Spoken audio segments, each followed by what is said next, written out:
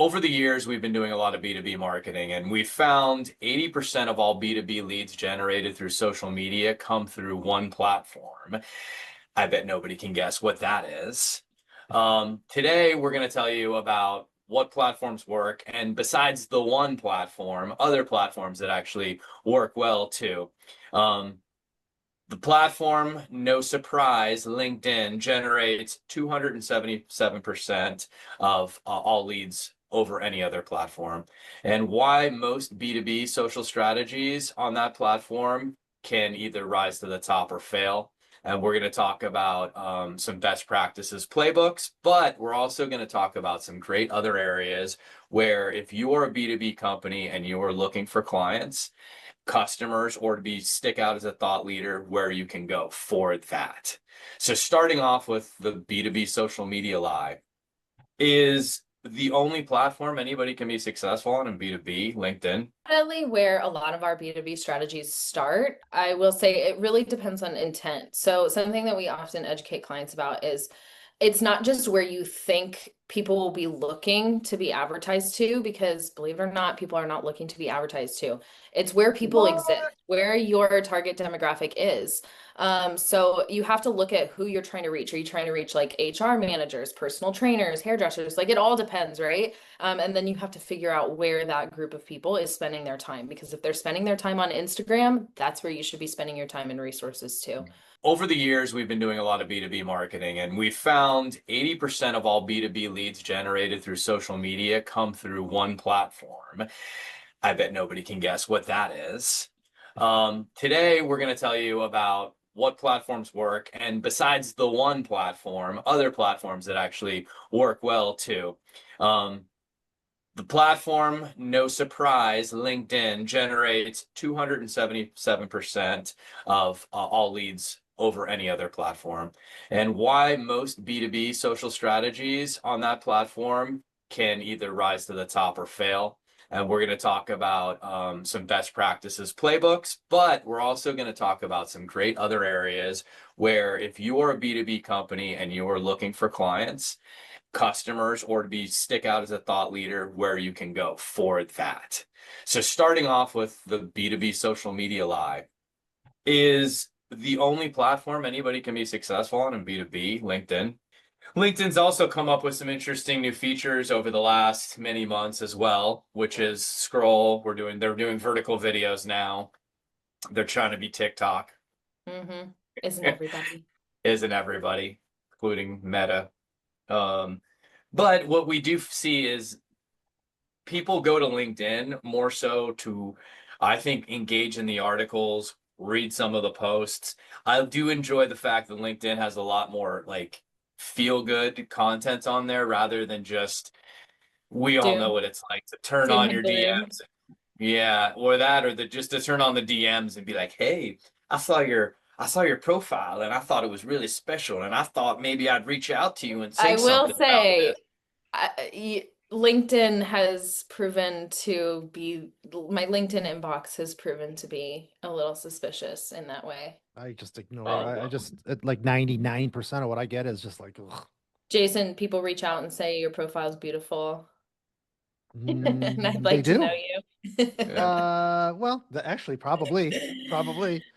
They're Yeah. talking about your book. They're like, "Hey, I saw your book. It was riveting. You know what I can do for you? Let me tell you about a service I'm going to offer you Yeah. for a very discounted price of Lots super of expensive." noise. I think it's Yeah. interesting too when you're deciding what platform to be on or what platform to focus on or spend the most resources on is you're not just looking at where your audience is, but like where they're willing to engage. Like LinkedIn is obviously more work, more thought leadership, more innovation, things like that. That's where that kind of content lives. Hmm. But if you have a target demographic that's like not going to engage with your content in that space, or maybe vice versa, maybe they are scrolling on Instagram and the last thing that they want to see is an ad that reminds them of work. You're going to run into issues now, and then it depends on the kind of position they're in, right? So I'm director of operations at Socialistics. If I'm scrolling Instagram and I see a platform or something that could make my life easier at work or make my team's job more efficient, Of course I'm going to look into it. I don't care what day it is. I don't care what platform I'm on. Um, Yep. Again, it just goes back to who your target demographic is, where they're spending their time, and where they're willing to be advertised to. Yeah. So, I mean, really, it is a farce that B2B social media marketing doesn't work. It actually can work incredibly well if you're doing it right. And by doing it right, too, that doesn't mean that you're just putting up an ad, essentially, even if it might be an organic post, but you can't be all product driven. You have to humanize the brand. We have to have some different buckets in that content pillar that basically allow people to engage with it. And again, for lack of a better word, humanize. Why do you think most social media strategies fail? From the clients we've had and being in the industry for as long as we have, over 8 years, what have we taken away from this? I would say we're typically pretty successful in the B2B space, but that is largely due to the fact that we find that the people, the marketing managers, whoever our point of contact is that are coming to us and wanting to engage in social media ongoing for their brand, they're well aware that social media is a investment that they want to make. Where you can run into trouble is when you have a B2B offering and they're looking for return on investment immediately. Typically, it's a longer game. You have to build trust. It's a longer decision cycle. So you have to educate the point of contact on that. And if they're not there with you, if they're looking for a return on investment immediately, that can make things very difficult because we're looking to engage a community. We're looking to build trust as a brand. Your product or service could be a huge investment for other businesses, and it's not, they see an ad, they fill out a form, they get on a call and they close. It's much more slow drip, stuff like that, and it has to work with other parts of your marketing. So if that's not something that the business is coming to us and already understands, that can be difficult for us to educate them on and get us on the same page, because it basically just means spend a lot more money over a longer period of time to get that return on investment. But the thing about that return on investment, though, is when you lay a solid foundation, that foundation will provide for you for a long period of time. I mean, that's like trying to build a skyscraper on wet sand. It's just, Yeah. it's not going to happen. It takes a minute to lay the foundation, but if the foundation is laid correctly, we've seen some, great success in that space as well. The other thing too, I think, is can you name any just generally any not clients, but I would say accounts in the B2B space that actually kind of break the norm a little bit? They maybe don't take themselves so seriously, so in turn people engage with them much, much more. Hmm. I don't know that I have an exact answer to your question, but something you said reminded me of a client in the IT space that really deeply understands that it's a long-term investment in Hmm. building that brand trust. And something that they're willing to do is invest a lot in like employee stories, and they really want internal employee engagement on their content. So one of their metrics of success for us is like how much their own employees are engaging with their content, which is hugely important, right? And such a cool like self-serving cycle. Hmm. Because if their employees are engaging with their content, like their employees are in the industry that they want to attract. So it's that's a really cool approach I've seen from a Yeah, client of and that's ours. exactly the out of box thinking that I was talking about. I think that has become a trend for some companies in the B2B space, which is you getting your own employees to post once a week, twice a week. That shows real people talking about real things, and that always lands with potential Yeah. customers. Yeah, and it kind of like works in our favor because there's way too many thought leaders out there, right? And when there's too many thought leaders, there's not a lot of thought or leadership. It's really just a lot of people talking very loudly. So I think something interesting that this client is doing is like building up thought leaders within their space. And like instead of the thought leadership coming from the company page, it's coming Mhm. from their own employees that have their company name attached. Yeah. So if you're a B2B company out there, please take this strategy and run with it. We've definitely seen it work with some of our own clients, as well as we've noticed it become a trend outside of even our own client pool. And we are big supporters of this. Definitely super cool. Let's talk about a couple of different platforms that B2B can work on that people might not think. And I will say, What do we have? TikTok for sure.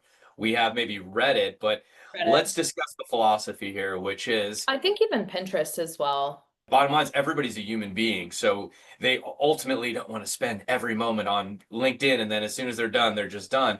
They're on Instagram, they're on TikTok, they're getting entertained in other places. So if you can meet somebody on those platforms with a relevant message that isn't so salesy and pitchy, those Mhm. are kind of those underserved opportunities that I don't think enough people are drumming up when they think of B2B. The longer sales life cycle as well.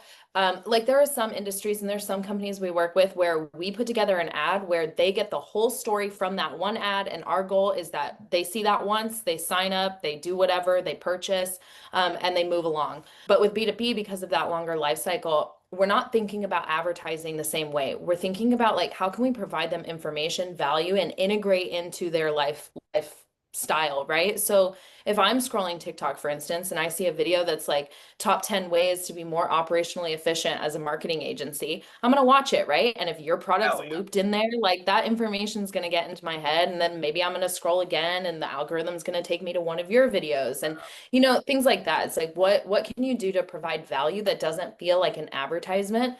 Especially on those platforms where if I'm on LinkedIn, I'm expecting to see businesses and platforms and tools and be reached out to by salespeople. But if Mhm. I'm on a different platform, I'm not expecting that. So if you can kind of weave your way in there and just provide me with some value.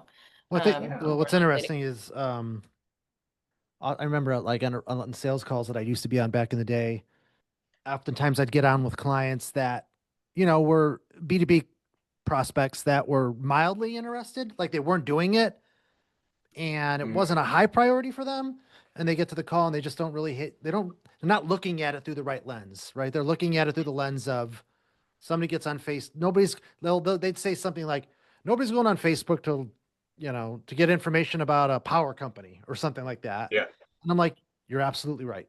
They're not there looking for you. No one That's gets not how on it a works. social media platform to be advertised to, No, period. no. Yeah. But it's about like, think about moments, think about your own user behavior. You're in front of the TV. What percentage of people that sit in front of their TV now have their phone or their iPad in front of them and they're two screening, right? Mm. They're casually Different. looking. It's about touch points. If you're a B2B company, Yeah. in most cases, you have a high ticket item. You're not selling to somebody in one interaction. It's probably 16, 20. It's all these touch points that add up over time that Mhm. person then gets into buyer mode, but they don't get there unless you're consistently educating them, informing them, and being where they are. The Yeah. fact of the matter is, billions, billions, billions of people are using these platforms. You need to be there. End of story. And then they're like, you see this moment, like the light bulb goes off. Oh, right. Let me sign them. Yeah, I mean, there's a bunch of fun ways to talk about potentially electricity. There's a fun way to talk about anything you do. Mhm. One of the coolest B2B things I think we ever did was the tax compliance company that we worked with, where we went out and they said, "Hey, can you find us influencers to go and help them pull us into this tax compliance program for businesses?" And we were like, "I don't, that's Yeah. challenge accepted, right?" It Yeah. was not totally sure Well, that was going it's to work, I mean, but it's it the did. classic like don't tell them, show them. And that was a great way to do it because you can't if you have some tax compliance person showing up on your screen saying, "You as a business owner need to do this, blah blah blah," less likely to listen than a fellow gym owner saying, "This is what I did, this is who I worked with, and look how much money I got back on my tax refund." So that I mean it looking back, it was like, of course we were successful, but yeah, going into it, Yeah. it's like, "Ooh, this is a little scary." Yeah. And that one we turned what? We turned 10 grand into 30 grand for that client, like Yeah, over the they had weekend. to stop working with us for a period of time because they didn't have the workforce to handle the leads coming in. Well, I think that's, I think that's a great spot to end it today. I think that if I was going to say a couple of things, and I'd say B2B social marketing strategy. I'd say LinkedIn B2B marketing. I'd say B2B social media content strategy. I'd say is social worth B2B. I'd say B2B social media ROI. LinkedIn lead gen B2B, thought leadership, first lead gen social media, and every other AEO term I can come Even up with. Done. I thought Dave was broken for a second.